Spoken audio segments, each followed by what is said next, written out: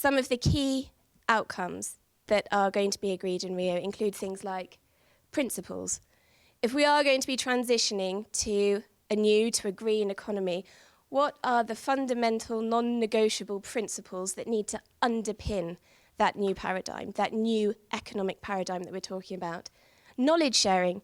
The UN is really interested, and I think it was Michelle earlier talking about connecting the ideas. If you are thinking about shifting to a new paradigm and illuminating the new, you need to be sharing knowledge, you need to be connecting, joining up those dots of all of the different projects that are happening on the ground.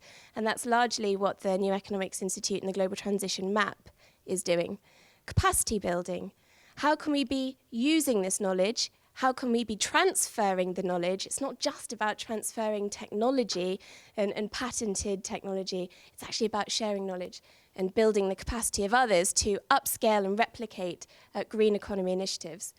Enabling environments. What are the legal frameworks that need to be put in place at the national level to enable this flourishing of initiatives on the ground?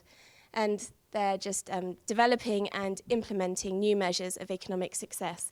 So that's going to be agreed in Rio, and I think that's pretty cool. I think that's really good that the UN and the member states are having a conversation about the importance of knowledge sharing and capacity building so that grassroots activities can flourish on the ground. This slide is a bit dense, but I just wanted to put it up there. You're not going to be able to read them all, but it's online. I think these PowerPoint slides are going to be shared. So some of the key principles for the green economy. Over the last 40 years, there is a really rich body of international agreements in this area. And some of the work that we've been doing with NEF is to try and draw out some of the core non-negotiable principles, such as intergenerational equity, information, participation, and accountability, looking at what are the principles underlining sustainable consumption and production, and so on. That's a whistle-stop tour of the policy wonkery of the green economy in Rio. We'll be around for the rest of the day and tomorrow if you'd like to speak a bit more policy techie stuff. But now, what happens on Monday? Pick a Monday, any Monday. We're going to have a summit. We're going to have a conference in Rio. But then what? And a colleague of ours often says, we've worked out the what, we've worked out the so what, now we need to get into the what next.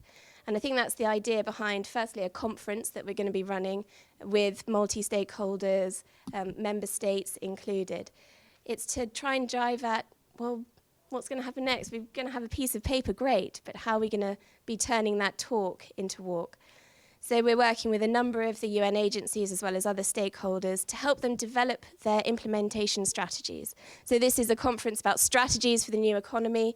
We're going to be working with stakeholders to help them work out what their implementation strategies are going to be. And we're going to focus on 4 key areas. We can't do everything. We'd love to, but we do need to get some sleep. Oceans, cities, jobs, and fresh water. And as Felix already pointed out, 2012 to 15 is really a critical time for global governance.